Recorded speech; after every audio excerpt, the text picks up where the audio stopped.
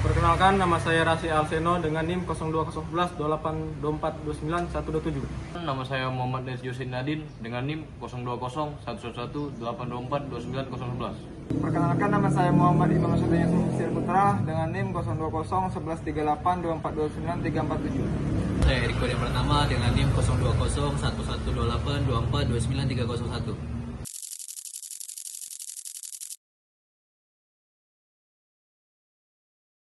Assalamualaikum warahmatullahi wabarakatuh.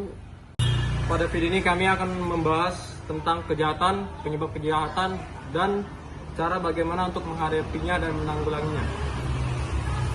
Pada kesempatan kali ini kami akan menjelaskan bagaimana sebuah tindak kejahatan itu akan terjadi. Semoga video ini dapat bermanfaat dan berguna bagi teman-teman sekalian untuk menanggulangi tindak-tindak kejahatan yang terjadi di lingkungan sekitar kita. Aduh, lucu banget ini video. Anjir. Gue diambil lagi. Mana ini HP gue diambil lagi.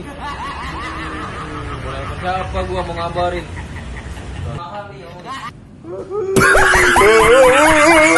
Jadi tindakan tersebut adalah tindakan kejahatan yang dimana melanggar hukum dan juga merugikan orang lain. Nah, jadi teman-teman benar dari kata Imam tadi bahwa tindakan Eriko mengambil HP Jose tadi merupakan salah satu tindakan kejahatan.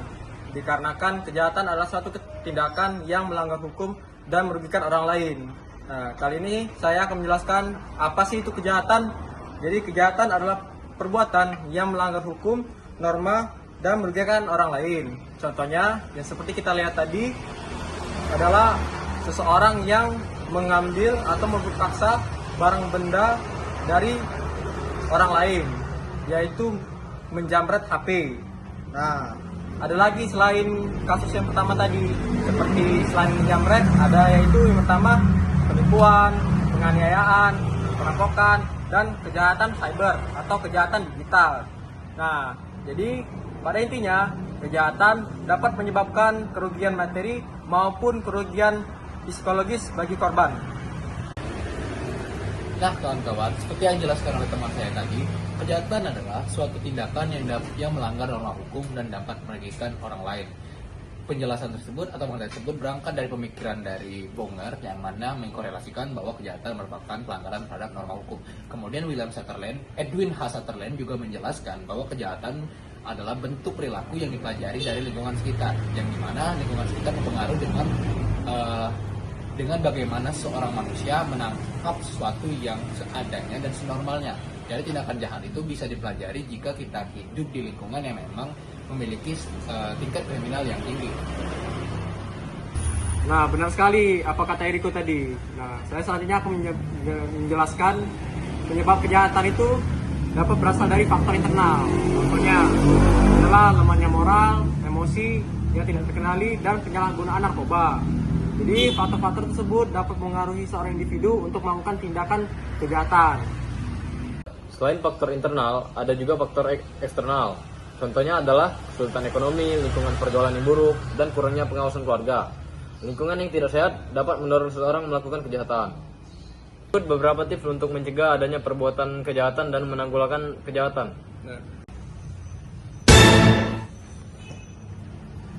Nah, dengan kita waspada terhadap lingkungan seperti video tadi, kita dapat meminimalisir seseorang untuk berbuat tindakan kejahatan kepada kita dengan cara waspada dengan lingkungan sekitar.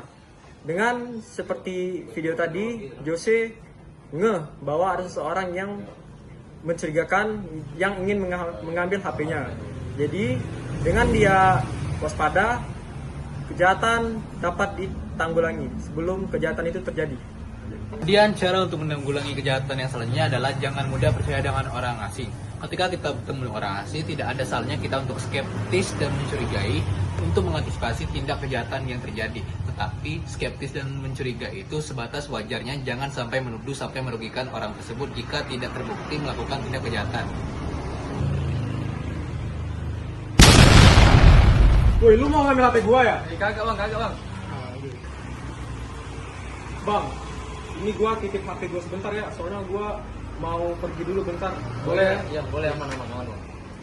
Gua dapat HP nih, bisa gua jual kali ya. Gak murah. Nah, dua SIM tadi itu merupakan tindakan salah. Karena yang pertama tadi, seseorang tersebut terlalu skeptis dengan orang yang dia lihat tadi, sehingga kita cenderung memfitnah. Oke. Dan yang kedua, orang tersebut tidak terlalu skeptis, tapi dia terlalu polos dan terlalu percaya kepada orang lain atau orang asing dengan langsung menitipkan barang berharganya berupa handphone. Nah, dengan dua adegan tersebut, kita sudah tahu bagaimana kita bisa menghindari tindakan kejahatan tersebut dapat dilakukan. Yang ketiga, cara yang bisa dapat dilakukan adalah dengan cara menghindari memamerkan barang-barang berharga yang kita miliki kepada orang lain. Bagus juga ini jam, baru beli gua. Oh, masa sih? Ini jam memang mahal ya? Berapa emang harganya? Wih, mahal nih cu, 500.000. Wah, gila. Jamnya si Imam tadi harganya 500.000. Gua, jam tangan gua cuma harga 10.000 anjir. Apa gua ambil aja kali ya jam tangannya si Imam ya? Wah, udah mau habis waktu zuhur ini. Gua nitip jam tangan gua bentar ya. Weh, boleh. Ya, oke. Gua mau sholat dulu bentar. Oke. Wah, haji untung nih gua bisa dapat jam 500.000. Wah, udahlah gua ambil aja lah, mampus. Wah, ini orang pada kemana ya? Jam gua diambilin nih. Gila. Akhirnya gua dapet juga itu jam. Nah, jadi dari scene tadi kita bisa mengambil kesimpulan bahwa memamerkan barang yang kita miliki kepada orang lain itu bisa meningkatkan risiko kejahatan.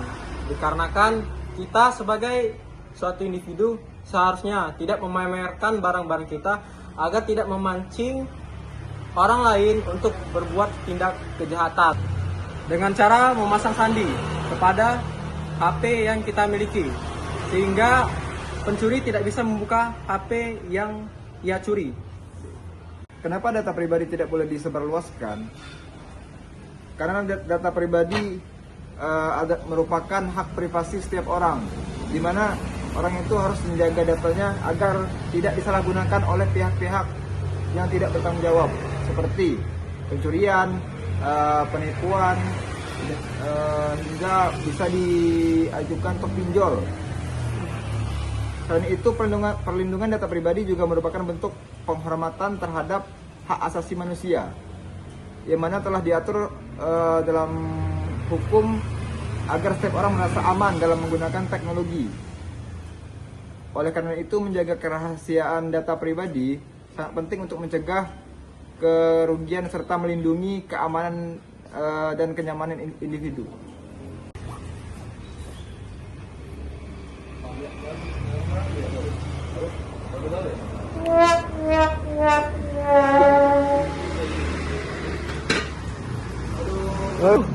Gak bisa jual lagi. Kasaninya apa ya? Laporkan seseorang yang melakukan tindakan kejahatan kepada pihak yang berwajib. Melaporkan seseorang yang melakukan tindakan kejahatan kepada pihak berwajib berarti memberitahukan kejadian tersebut kepada instansi yang berwenang, seperti Kepolisian Negara Republik Indonesia, agar pelaku dapat ditindak sesuai hukum yang berlaku. Dengan adanya laporan, polisi dapat menyelidiki kasus, mengumpulkan bukti, dan memberikan perlindungan kepada korban maupun masyarakat. Tindakan ini penting dikarenakan membantu mencegah kejahatan berulang, menjaga keamanan lingkungan, dan menegakkan keadilan. Sebagai warga negara yang baik, kita sebaiknya tidak diam jika mengetahui adanya tindak kriminal, melainkan segera melaporkan dengan informasi yang jujur dan jelas. Pak, ini saya kehilangan barang. Ini berkas-berkasnya sudah saya siapin bukti-bukti. Akan kami proses. Nah, jadi teman-teman, seperti yang kita sudah tonton tadi ya, pada intinya kejahatan merupakan masalah sosial yang dapat terjadi karena berbagai faktor. Bisa jadi terjadi gara-gara faktor internal maupun faktor eksternal. Oleh karena itu, kita harap kita dapat belajar dari video yang sudah kita buat bersama agar teman-teman bisa terhindar dari kejahatan yang dilakukan oleh orang lain.